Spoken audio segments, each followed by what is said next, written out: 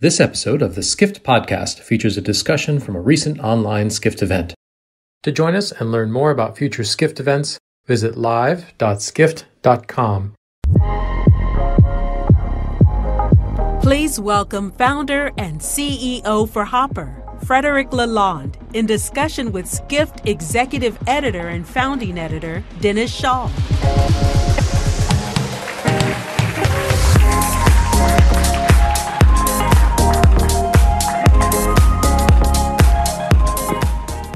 Fred, thank you for being here. Really appreciate it.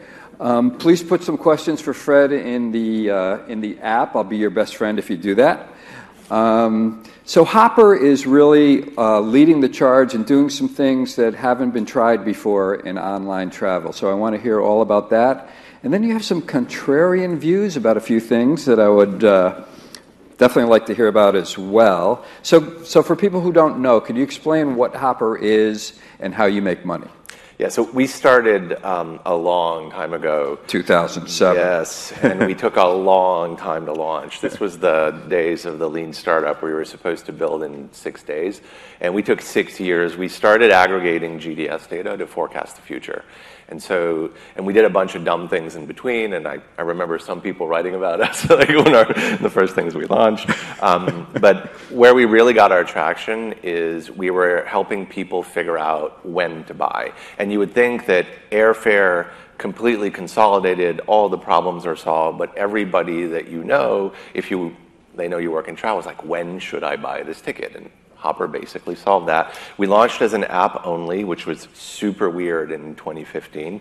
And as a consequence of that, we became the brand of choice of pretty much anybody under 40, and almost nobody under 40 knows who we are. So we're the largest travel app. We get more downloads than Booking or Expedia. We have about 70 million users on this thing.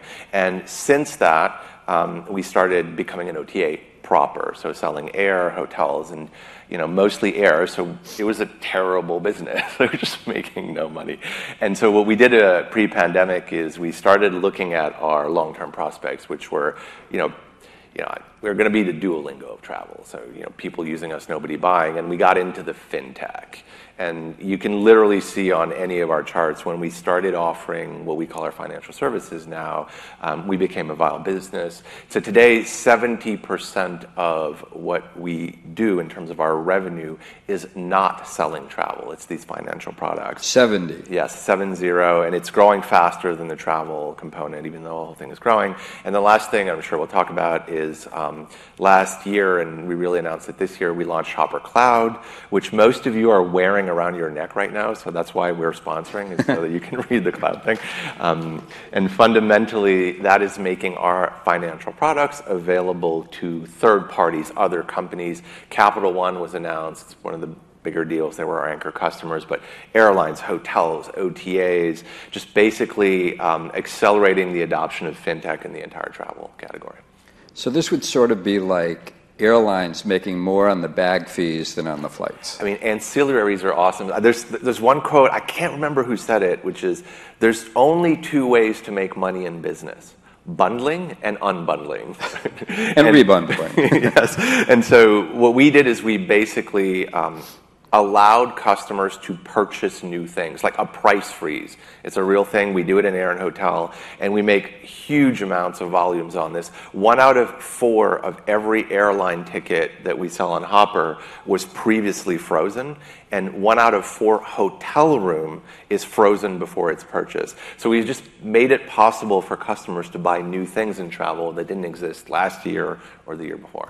So when you say frozen, you charge customers like between $20 and $40 to freeze the price. If it goes up beyond what you froze it for, you take the loss. So I've heard you talk about it as sort of like a hedge fund. Yeah, when you aggregate it comes as a hedge fund. And the way we came up with this is, we were doing price forecasting, and we're accurate to the day, a year in advance, 95% of the time. And that's why people use us. But what about the 5%? That we actually hose our customers and get it wrong and tell them to wait, and then the prices go up. And so we were thinking about this, and well, that's bad, but what if it's a different 5% every month and it rotates across our entire user base? So we started thinking of this idea of Everybody pitch in $5, and if we get the forecast wrong for Dennis, we'll pay the difference. That was kind of the inception idea, a risk pool, right? Which people do this in insurance and in other categories. So we were thinking about that, and it turns out that for all sorts of different reasons, people want to be insulated from the yield management of the airlines and the hotels. But at the same time, this is very important to the airlines business. So what we do is we sit in the middle, and to your point, if the price goes up, you're paying what you froze. If it goes down, you pay the lowest. And if there's a difference when you book, we pay out to Marriott and American Airlines, and so no effect on RM, which is why everybody likes this. So that's interesting, but the reason it really works is if you book, we credit the price of the freeze to your booking, so it's free. Mm-hmm. So this is just a much better way to buy stuff in travel, is to put a deposit down. For us, it's super cool because we can activate a new customer for $14 instead of $470 or whatever the actual cost of the travel is. So it's one of those rare, like, win across the board, everybody wins things. A win-win. Yes.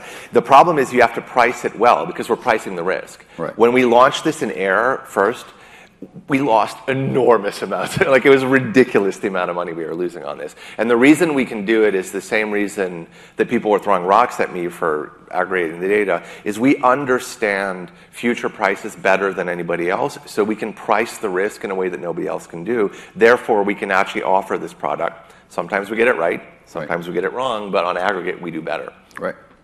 So you mentioned that you were kind of slow to get going. And so Hopper has raised $600 million, has a $3.5 billion valuation. Are these products that you're doing, are they really fintech, or is this a buzzy way to up your valuation, et cetera? That's a good question. So the reason that we started calling them fintech, we did this before it was cool, so I have that in my defense. But also, it's because we take the risk on our P&L. So one of the things that happened is we're pretty reckless in terms of how we build product. It's one of the reasons we've stayed private for so long, is so we can take risk. So what we do is we actually have that entire risk pool for price freeze, cancel for any reason, change, disruption, and so we have all these product suites. These things sit on our P&L. So we went from being an OTA with the kind of financial P&L you would expect with that, to becoming something that is getting most of its revenue from this, but also that has a stack of financial liabilities that doesn't look anything like a software company or an OTA. It looks like a firm in that sense of it. So I won't say our auditors made me call it that, but when you really look at what we're becoming as a company, especially with the cloud, where in some of these cases we're not even selling the travel, these are our orthogonal financial products. One interesting point about price freeze, so everybody's losing their mind over buy now, pay later, and it's about time because customers care about this, but about 1 out of 3 of our customers that freeze a price, when we survey them, why did you do that? The answer is, I don't have the money in my bank account to book the whole thing. I'm waiting for my paycheck. I'm using this as a deposit. And if you think of it, it's actually a better version of buy now, pay later, because what I'm actually doing is not making you buy, but I'm holding the price for you, and you actually get to pay later. So we actually discovered this accidentally as we got to market, that a lot of these things, even though they're called differently on Hopper, they might actually end up being, time will tell, better version of some of the standard fintech products that have come from outside of the travel industry, like Affirm. Right. So do you see Hopper, the end game for Hopper is more of a B2B company or a consumer company? Because you just did this deal with Amadeus where they're going to be distributing these sorts of products to airlines, OTAs, et cetera. Yes. Okay. So yes, what? Yes to all those things. Yeah. So a more interesting way to ask that question could have been, why are you stupid enough to take your financial products and give it to your competitors? Because that's what I'm surprised you didn't ask it that way. But the fundamental reason that we're doing the B2B thing is because we obsess about lowering the cost of travel and to our customers. This is like, and I will use the ugly word, we're here to steal share from Expedia and booking all day. Like, I'm a private company, I can talk differently about these things. Mm-hmm. And so the way we do that is we drop the price of travel. So we do this through, we have a wallet, a digital wallet, and of course the the unit is called a carrot, right? And so you can earn carrots. Some of you might have them if you have the app right now. But the point is, customers respond to a $2 difference on airfare. They'll decide where they book on a $300 average order value. It's primarily about price at the end of the day in leisure. So that segment, our app is pretty good at generationally. But if you think the whole TAM, like the last Bain number I saw, travel is going to be $2 trillion when it's fully recovered. You can pick 22, 23, 24, whatever you want. The biggest segment you can get as an OTA is $400 billion. That's where Glenn and Peter and I compete for the OTA market. But ultimately, that's a big TAM. But Shopify is bigger, right? Like all commerce is bigger than that. So what we looked at is said, well, what if we actually made it cheaper, more convenient to book travel everywhere? Because some people are always going to book on American Airlines, and that's completely fine. As a customer, they're allowed to do that. Why can't they freeze the price? So we use just very simple thinking around everything we do. Does a customer want it? Can we build it quickly and do something innovative? Can we make money? And when the answer is yes, we do it. That's the strategy. There's nothing else. Right. So I suspect that the app will continue to grow because we're doing a lot of innovative things, and I suspect, I know this, that the cloud product is going to get as large as the app or probably larger in the next 12 months. Right. I've asked several speakers about super apps. They're super big in China, Southeast Asia. And Dara, former Expedia CEO, Uber CEO now, he says, no, they're definitely not coming to the West. It's an Asia thing. I think you think a little differently about that. Oh, yeah, I'm obsessed with this. Yes. So our thesis at Hopper is that the East, China and Asia, is ahead of the West in terms of customer behavior. And so you got to be careful looking at what old guys like you and me do. And if you have kids or teenagers and you look at what they're doing with their phones, it's not like an incremental change. It's completely different behavior. And so the way that we use social media in the West, the way that we do commerce is totally different than China. True, but if you slice it generationally and you start to look at what Millennial 2 does and Gen Z, their behavior starts to look a lot more like what you see in Latin America and Asia, not just the mobile use, but how they use it. And so here's my thesis, right? On the web, so if you think the primary device is the desktop, and you use Google for almost everything, because as a customer, we are going to compare on average 34 websites before we book something. And 10 times that's TripAdvisor, because he's really good at getting in Google, and right. Google is almost all of that. On a phone, switching between 34 apps that do the same thing is a mental illness. Nobody does that, right? And so you don't have to, that's the strategy, right? On the phone, you pick one third-party app and maybe a supplier app, and that's what you're using, and that's the end of the day. So when you look at the mobile share between third-party and supplier, like take Meta and OTA over here and Direct over here, you actually see that both constituencies are growing equally.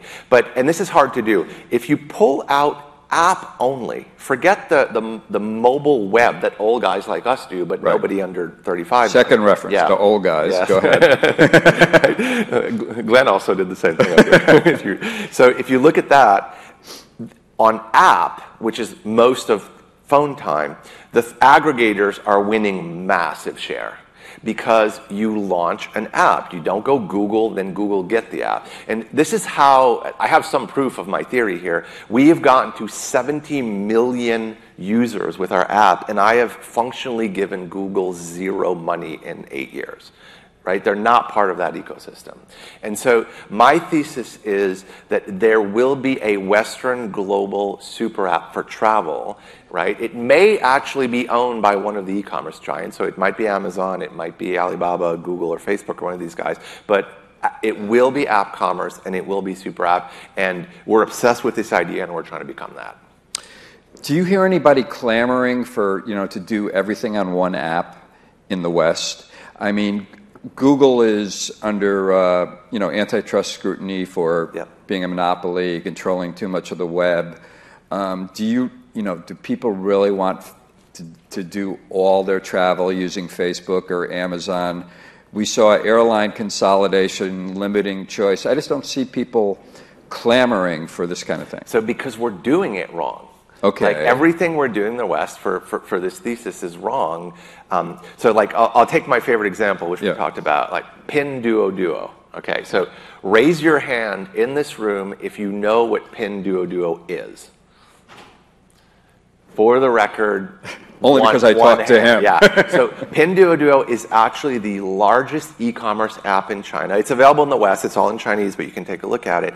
And it is this absurd mix of gamification, live streaming, and they actually have the largest, fastest ramp up to $5 billion of revenue, faster than Alibaba, faster than ByteDance.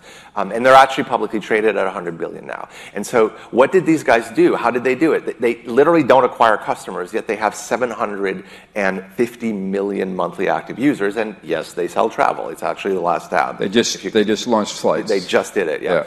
And they have hotels actually. So what they did is they said, people are willing to invest time doing various things, comparison shopping, comparing this, going here, to save money in commerce in general and in travel.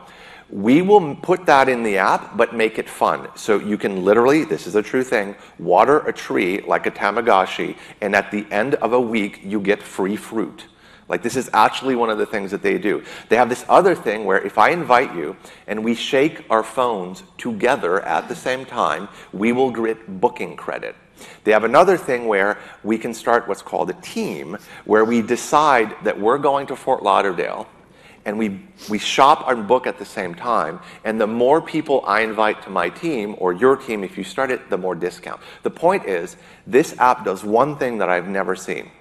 If you engage with it, like with Duolingo, you get real money back. Facebook, Amazon, like name all the Western companies. Just for using it? Just for using it. Okay. And so typically, OTAs will spend $20, $40, $50 a customer, like to acquire a customer. And we're forking that out to Facebook and Snapchat and Google, which is okay, but why don't I give this to you as a customer in the app? So today, our spend budget, our digital marketing budget, is way over $100 million a year. So we're still an order of magnitude smaller than the big guys, but we're up there. We almost give twice as much of that in app. And my goal is to have a marketing budget of 0, and we're trying to figure that out. Mm-hmm. So I think you're not seeing this pick up in the West because we are doing it wrong, because we don't understand how customers are going to behave in the future. Right.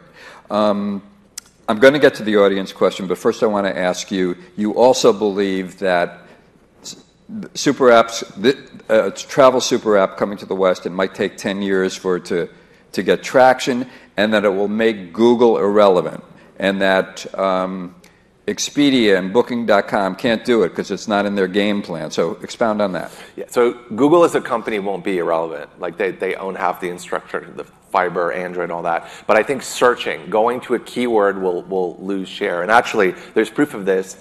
This is almost 5 years ago. Product searches on Amazon in just raw numbers of searches overtook Google. Not all searches, but the product searches on Google. And if you look at Amazon's advertising business, it's just phenomenal because they're letting people bid, for those commerce pages. So I don't think it's in the DNA of, Google to disrupt themselves completely. Although they're a very innovative company, and I wouldn't short them on anything. But also, a lot of people are upset. Like, how many people got on the stage and complained about something they're doing, right? Like, there's part of it is it's been around for a while. The Expedia and the bookings, it's because, look, they have a great gig. Like, they put $5 billion into Google and they get $9 billion back, when there's not a pandemic. So come on, of course they're going to keep doing that. And then they have to worry about all the other stuff that's happening. This is one of those things where, you have to be built, your DNA has to be built from the ground up completely differently. How many hundreds of millions of dollars of revenue am I forfeiting by not being on the web? You can't book air on the web, on Hopper, right? So, it's probably a lot. Is that going to make me more likely to come up with a super app model that works in the West? Yes.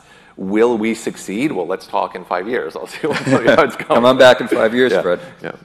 I do want to ask this audience question. Do you have any plans to start accepting virtual currency? We're very interested in all currency. We're interested in, so right now we give credit in the form of carrots, like that being real money, being it fungible to dollars, Bitcoin. So there's one thing, and we always build from our customers. We don't sit in a room and do a strategy thing. We ask our customers questions, and when they need things, we try to make them. So there's this one stat, which I believe is more universal than Hopper. 70% of our customers, and these are predominantly leisure customers, say that they have a separate saving account where they put money that is just for travel. So they're saving up for their trips, right? And so, think of what Alibaba did with Ant in terms of so it's, if you take a fintech lens on making travel more affordable, to me, you have some Bitcoin and you want to use it to go to a Marriott, I should be enabling that. So my answer is yes. Is that top of our priority list? No, we're much more interested in getting the wallet infrastructure right, which is something that Western companies suck at. We're terrible at the wallet. Even in India and in Southeast Asia, they're better at it than us. Fred, we're out of time. But yes or no answers, SPAC or IPO in the next year? No SPAC, no IPO in the next year. Okay. Private rocks. All right. Thank you very much. Thanks.